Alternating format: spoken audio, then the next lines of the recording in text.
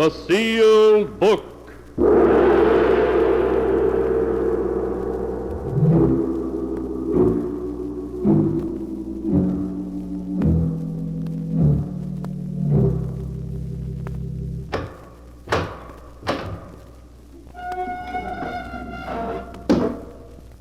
Once again, the keeper of the book has opened the ponderous door to the secret vault, wherein is kept a great sealed book, in which is recorded all the secrets and mysteries of mankind through the ages. Here are tales of every kind, tales of murder, of madness, of dark deeds, strange and terrible beyond all belief. Keeper of the book, I would know what tale we tell this time. Open the great book and let us read. Slowly, the great book opens. One by one, the keeper of the book turns the pages and stops. Ah, the strange story of a man who rose from a watery grave to accuse the living of his murder. A tale titled, You Only Die Once.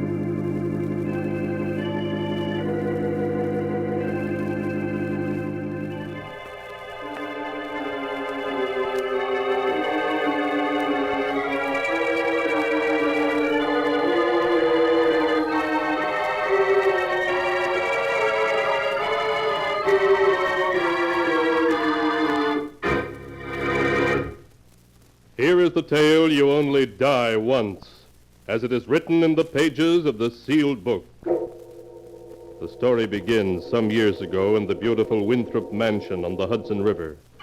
It is early evening, and John Winthrop, just home from the city, enters the drawing room to find his wife, Vivian, reading a telegram. Good evening, darling. Who's the telegram from? Oh, John, it's from my brother, Jerry. He's arriving tonight from Los Angeles. His train gets into Grand Central at 10 o'clock. Well, that's fine. I'm very anxious to meet your brother, darling. Oh, John, you'll love him. Jerry's a grand person. I'm sure he is, Vivian, if he's anything like his sister. Oh, for that you deserve a kiss. Oh, John, I'm so excited about Jerry's visit. Well, if having Jerry here makes you so happy, we'll have to make his stay a permanent one. Come on, darling, let's go to dinner.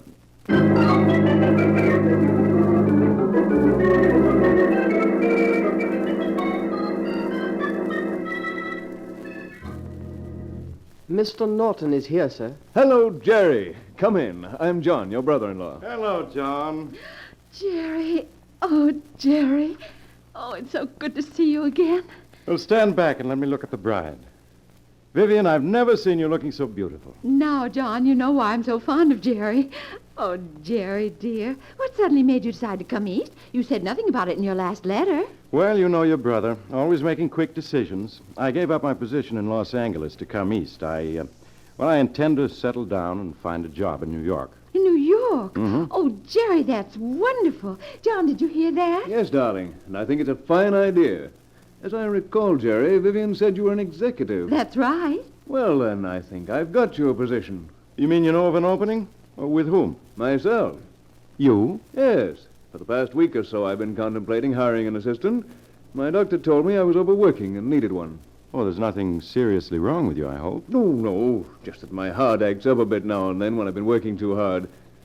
Well, what do you say, Jerry? Will you accept the position? All right, John. And I'll do my best to be of real assistance to you. No, you don't know how happy this all makes me. John, do you think Jerry might come here and live with us? I think that's an excellent idea, if Jerry's agreeable. Well, there's nothing I'd rather do, but, well, are you sure I won't be in the way? Oh, Jerry, of course not. John and I would love to have you live with us. Of course we would. All right, then. Thank you both very much. Good. Then it's all settled. Well, I must be off to bed. It's almost midnight, and I promised my doctor I'd be in bed every night by 11. I'll be up shortly, John. Oh, take your time, Vivian. I'm sure you two have a good deal to talk over. Good night, Jerry. Good night, John.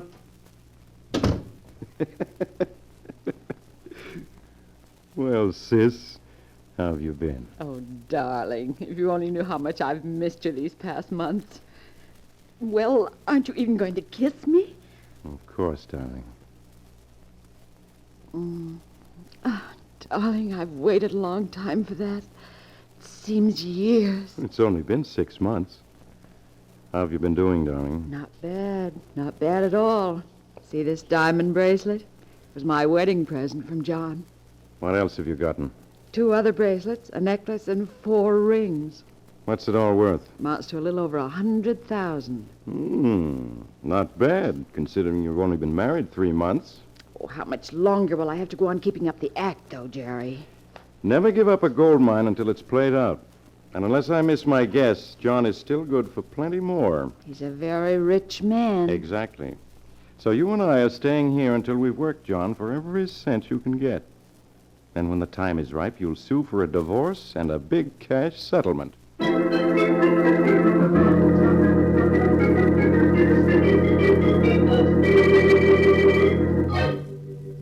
A few months went by. Months in which John Winthrop found himself increasingly happy. Vivian was all that he'd ever dreamed of in a wife. And Jerry, as his business assistant, was invaluable. In his happiness, John lavished gifts on his wife and paid Jerry an exceedingly handsome salary. The three lived in complete harmony until one night late in September. Is that you, Jerry? Yes. How are you, sis? In 7th heaven. Jerry, why didn't you tell me John was leaving for Chicago tomorrow morning? Well, he didn't make up his mind until late this afternoon at the office. Where is he now? He's looking high and low for some papers in a brown envelope. Oh, it must be the Anderson papers he wants. I have them right here in this briefcase. Say, where is he? I'll give them to him. He's up in your room. Up in my room? Yes, when he couldn't find the papers in the study, he went upstairs to see if they were in your desk. In my desk? Yes. Jerry, is anything wrong? I don't know. Let me see. Did I lock my desk this morning before I left for the office, or didn't I? What difference does it make? What difference does it make? It makes all the difference in the world. If he should... You seem to be quite upset, Jerry. Is it because you were afraid I found your desk unlocked? That I might come across these? So, you found them, huh? Yes. What do you have there, John? Merely some newspaper clippings, Vivian. Allow me to read you a couple.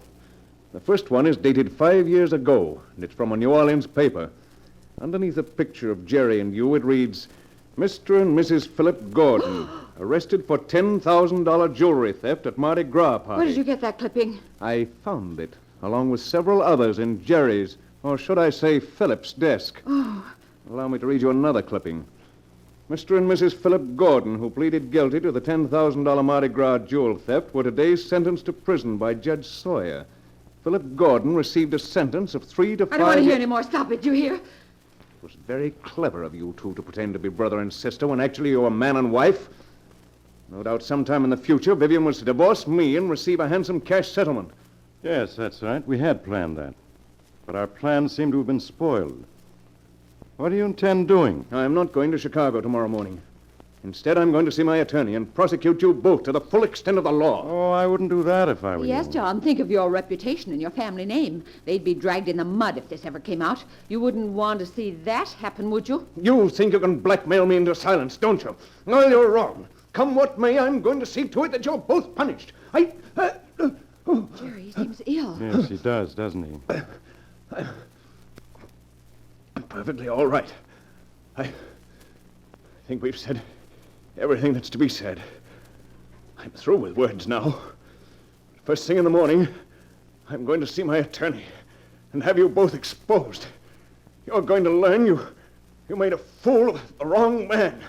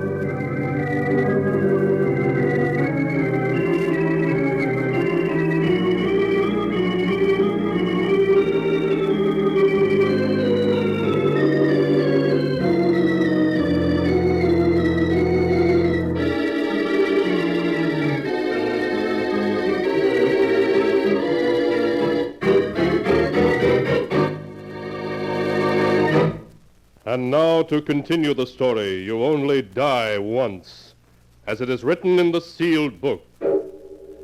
After John had gone to bed, Jerry silently paced up and down the drawing room, trying to figure a way out of their dilemma. Vivian watched him anxiously, her face pale and drawn. If John goes to his attorney in the morning, it'll mean stiff prison sentences for the two of us. You can be sure of that.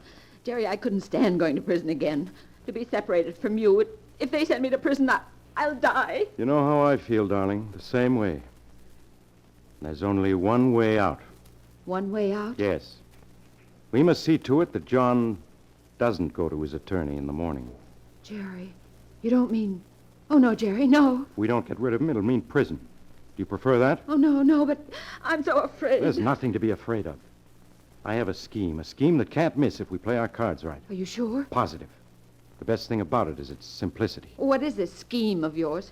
John's gun is in that desk over there. I'll use it to get rid of him. Once that's done, you and I will carry him down to the boathouse. To the boathouse? Yes. There I'll fasten some weights securely to the body. Then we'll take him out in the launch to the deepest part of the river and drop him in. The weights will take him to the bottom and keep him there. But, Jerry, in a few days they'll start looking for him. They'll drag the river. They'll start looking for him, but they won't drag the river. For as far as the police are concerned, John will have gone to Chicago. But how are you going to make them believe that? It's very simple. I have here John's ticket on the 6:30 train tomorrow morning for Chicago. After we've disposed of the body, you'll drive me to Grand Central Station, where I'll board the train as John Winthrop. Oh, but, Jerry, you could never pass as John. You're so much younger. Nonsense. John and I are about the same height and build. If I were to wear John's glasses and a false mustache, in the early morning light, no one would notice the difference. You wouldn't actually go to Chicago, would you? Of course not. After I'd made sure that I was seen by the conductor and the porter at the station, I'd secretly slip off the train at the first stop. Oh, I see. A few days later, we'd notify the police that John had gone to Chicago, and we were worried as we hadn't heard from him. They'd naturally check to see if he'd taken the train. The conductor and porter would satisfy them on that score. The police would begin a nationwide search. But, darling, they'll ask questions, hundreds of questions. All we have to say is that you drove John to Grand Central Station and watched him leave on the train to Chicago. Stick to that story and we're safe, do you understand? Oh, yes, Jerry. Remember, that's all you know. John got the 6:30 train for Chicago, and that was the last you saw of him. All right, darling. I won't slip up. That's the spirit. Now, it's just 11 o'clock. We'll wait 2 hours to give John a chance to fall asleep. At 1 o'clock, we'll go up to his room and do what must be done.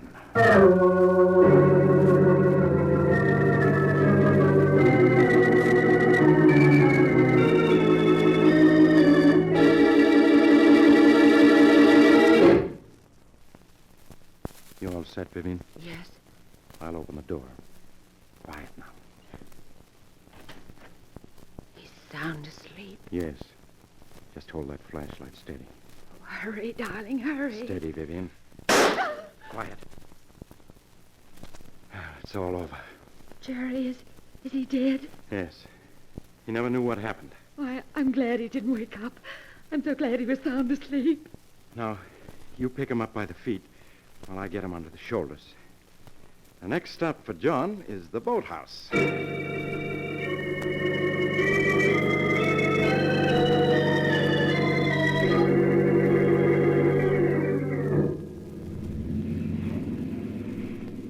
The river's the deepest, just about 50 yards from here, Jerry. Then that's the place for us. Cut the motor when we reach it. We're just about there, Jerry. I'll cut the engine and we'll drift the rest of the way. You'll have to give me a hand with him, Vivian. With these weights around him, he's quite heavy. All right. What do you want me to do? You take his feet while I take him by the shoulders. When I give the word, we'll both lift and toss him over the side. You ready? Yes. Then lift. Oh, Jerry, he's so heavy. Just a little more. That's it. Now, I'll drop him.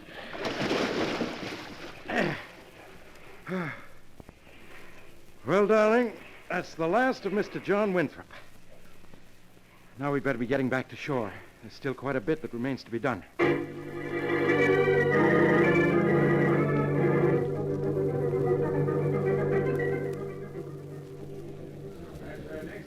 Keep your hat pulled down and your collar up, Jerry. Right.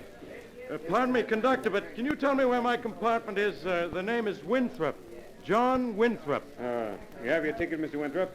You have it, don't you, darling? Oh, yes, here it is, conductor. Now, let's see.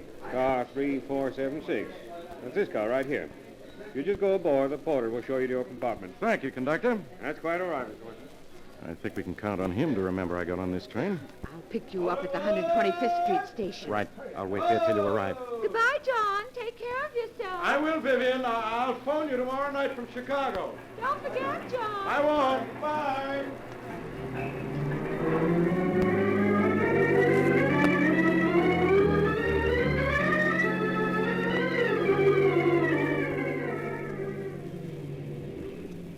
Here I am, Jerry. Come on. Let's get in the car and away from here. All right.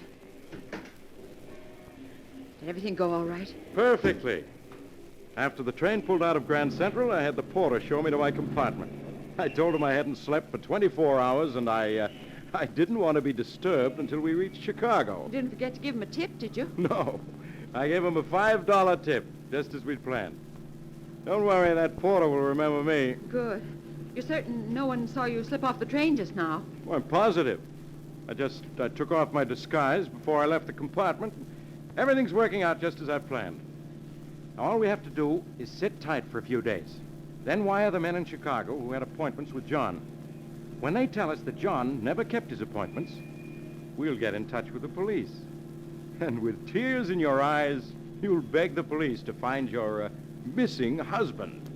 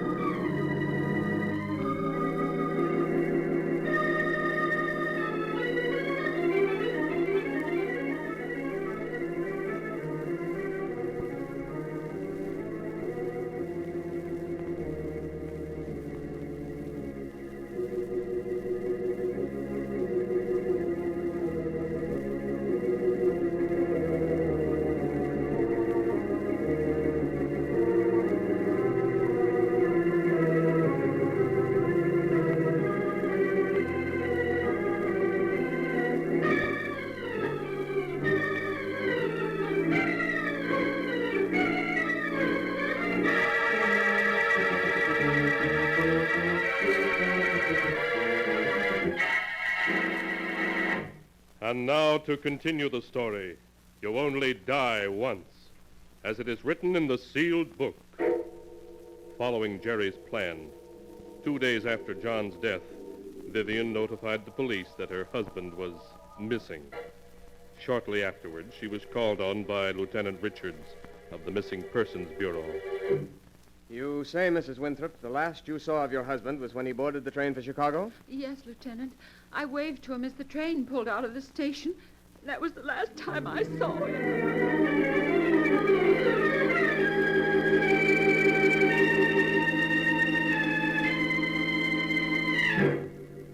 A week passed, and then 2. But the police found no trace of John Winthrop. It was as though he had vanished off the face of the earth after he had boarded the train for Chicago. The noted financier was reported seen in half a dozen cities all over the country, but each report turned out to be false. The newspapers played up the strange disappearance of John Winthrop, but after he had been missing a week, the story lost its interest for the public and was quickly forgotten. When 2 weeks had passed, Jerry took Vivian, who was on the verge of a nervous breakdown, away for a rest. Making no secret of their destination, they went to John's mountain lodge, high in the Adirondacks. Would you like a cocktail, Vivian? Yes, Jerry. Oh, darling, isn't it wonderful being up here, just the two of us? It lacks only one thing to be perfect, music. Let there be music and let the wine flow freely. I'll turn on the radio. Here's looking at you, baby. And here's to our good luck. May we always have it. Oh, we're sitting pretty. Someday the police are going to give up looking for John, and then you're going to become a very, very wealthy widow. Do you really think so, Jerry? Of course. Naturally, it'll take time, but... We interrupt this program to bring you a special news report. At 10:35 this morning, New York Harbor Police found the body of the missing financier, John Winthrop, in the Hudson River off 54th Street. The dead man had been shot in the head, and the police believe he was murdered.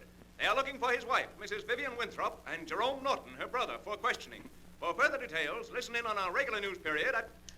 Jerry, how could they have found him? How could they? I tied those weights securely, but somehow the body must have slipped out of the ropes and come to the surface. Jerry, what are we going to do? You heard what that announcer said. The police are looking for us. Yes, I know. And once they take our fingerprints, it'll be the end. They'll learn about New Orleans and that we aren't brother and sister. Oh, Jerry, we just can't stay here. We've got to run for it before they catch us. Run? Where can we run to? Oh, I don't know. Mexico, South America, any place. We have my jewels. They're worth over $100,000. Yes, but what good are they? What we need is cash, and all I have with me is $300. We don't dare go to your bank. They pick us up immediately. Oh, I'm sure there's some place we'll be able to sell my jewelry. I'll pack my things at once. Vivian, there's no sense in running away. How far do you think we'd get? The police are probably on their way here already. Jerry, what's wrong with you? We've got to run away. There's no other way out. There is another way out, if we're willing to take it. What way is that? The easiest and simplest way out of all troubles, darling. Suicide? Oh, no, Jerry, no. Would you rather go to the chair, or even worse, be sentenced to life imprisonment? Life imprisonment? Oh, no, I couldn't stand that. Don't you see, darling, we have no choice. We're gamblers who played for high stakes and lost. Oh, Jerry, I'm afraid.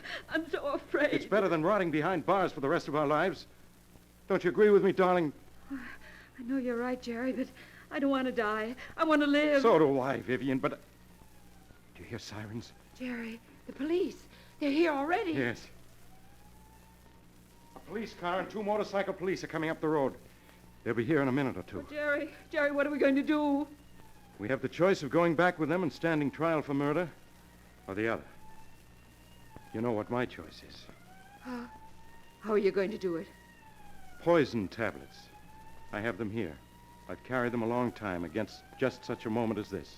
Will we suffer much? No, darling. A moment or two, then it will be all over. The police are almost here. We haven't much time. All right, Jerry. Now you're being the good loser that I always knew you were. Here's a tablet for you, darling, and one for me. Will one be enough? Yes, more than enough. Don't be afraid, Vivian. Do it quickly without thinking about it. Here, I'll take mine first. There. Now, you take yours. All right, Jerry. That's it.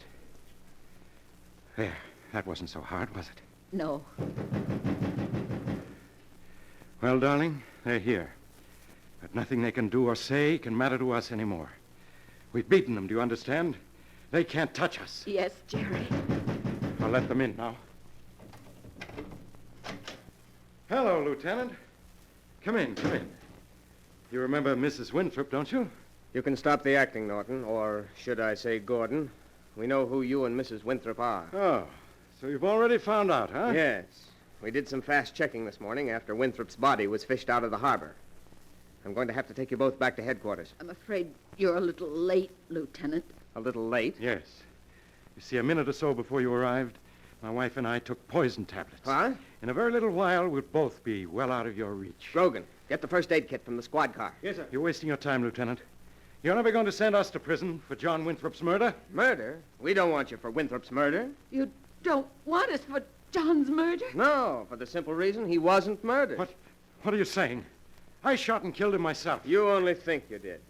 An autopsy this morning showed that John Winthrop died of heart failure. All you did was put a bullet into a corpse about an hour later. You mean he was already dead when I shot him? Yes, that's right. Lieutenant, help us. Don't let us... Jerry, I can't breathe. Help me. Lieutenant, don't let us die. Save us. save us. Don't let... Lieutenant, here's the first aid kit. It's too late, Grogan. You mean they're dead? Yes. The chief only wanted them for questioning, but if ever two people deserved to die, they did. There was murder in their hearts. Yet I'll be doggone if the law would have been able to do anything to them. We couldn't have held them for murder. Yeah, that's right. It would have been hard to make a charge of bigamy stick with Winthrop dead. I guess about the only thing we could have held them for was mutilation and illegal transportation of a corpse. Yes, justice sure has a strange way of working itself out.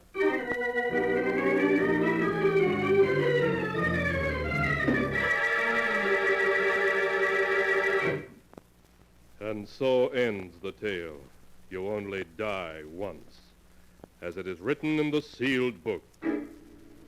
The uncanny hand of fate reached out for the two who had ruthlessly planned the death of an innocent man and doomed them to die through their own actions.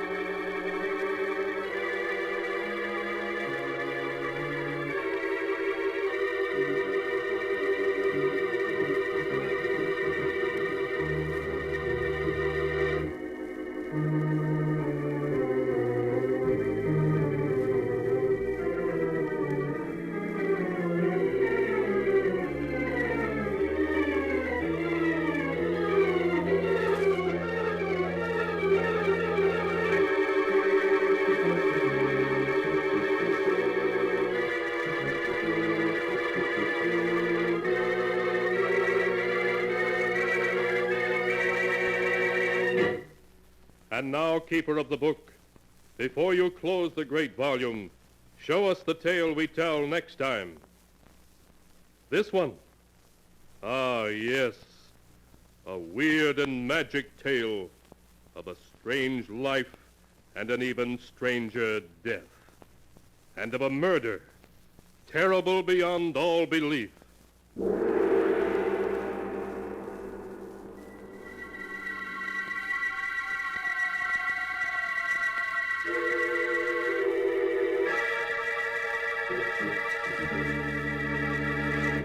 Be sure to be with us again next time when the sound of the great gong heralds another strange and exciting tale from the Sealed Book. The Sealed Book, produced and directed by Jock MacGregor, is written by Bob Arthur and David Cogan.